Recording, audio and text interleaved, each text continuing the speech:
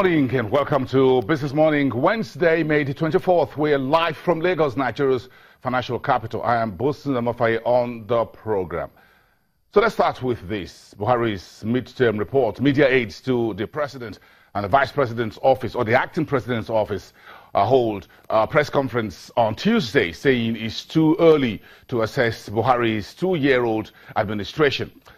That's what they said. Meantime, all this week we'll be focusing on the economy, business, investments and markets under the Buhari's administration over the last 24 months. And since Monday, we've asked everyone to join the conversation. Send your tweets, and this has been coming, and we really appreciate that. Send your tweets to This Morning, at This Morning, and you can see our Twitter address at the bottom of that page. And of course, you can tweet at Channels TV. And of course, you can tweet at me at bbosin, and I mind your business. So at midweek, the economy and business week is yet in full throttle. Let's remind you what the calendar looks like so far. But we're going to start first from yesterday's first quarter GDP that came in just this time yesterday, a negative 0.5%. But better 1.21% over the fourth quarter 2016 at 1.73%. Overnight, this is what some of the investment and securities analysts are reporting this morning very quickly from United Capital. At 1.5-page report digesting that first quarter GDP numbers that was released Tuesday by the Bureau of Statistics. In conclusion, this is how the final paragraph says from United Capital. Analyst says, outlook, light at the end of the tunnel, quote unquote. And what did they say in the last sentence of this report? It says, overall, a faster implementation of the 2017 budget via timely disbursement of funds to individual MDAs, as well as the deployment of 2.2 trillion naira capital expenditure to projects remain critical to recalibrating the economy back on the path of sustainable growth. So that was the conclusion from United Capital. Then we had yesterday's Do Nothing, a hold rate steady monetary policy committee of the central bank. Vetiva Capital Management issued a report as well and says this is a do no harm central bank monetary policy stance. We have all today and the rest of the week to keep talking about this. Now, today is very, very crucial on this week's business and markets calendar. The acting president, Professor Yemi Osinbajo, is holding an interactive forum at the Villa on the 3 new executive orders that he signed on Thursday, May the 18th.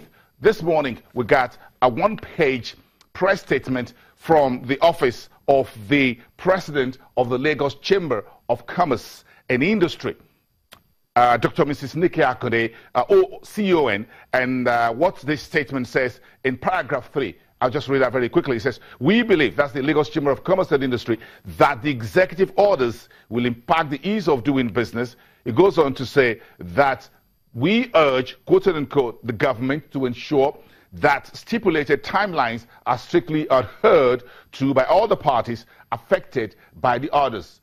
The Lagos Chamber of Commerce went on to say that on their own part, quote, we will track the compliance with these orders by relevant MDAs, follow up compliance, and report outcomes and feedback from private sector players on an ongoing basis.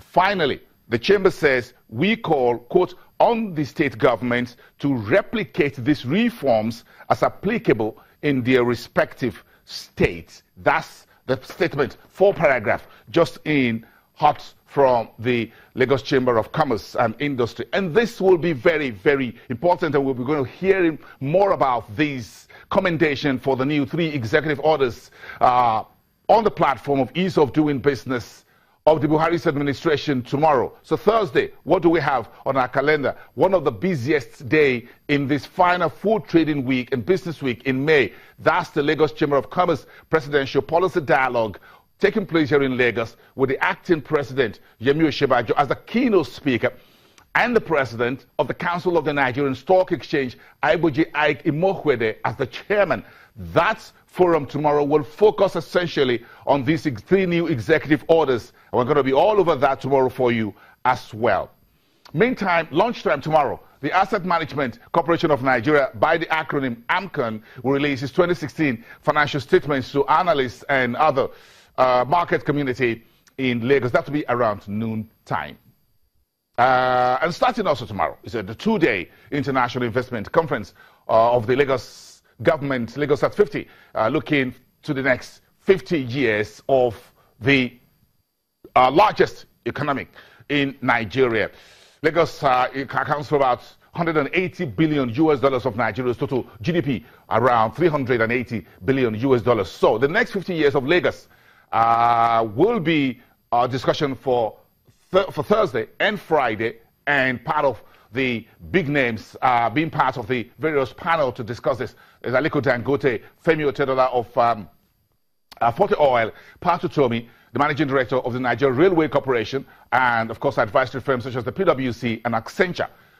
Also be part of the program over the next 2 days, starting Thursday and Friday, entertainment and digital media executives. Okay, so let's throw in some markets review here quickly as we head towards a conversation on real estate investment. But look at the market the day we had the GDP first quarter and monetary policy decisions by the central bank deciding to hold all key parameters unchanged.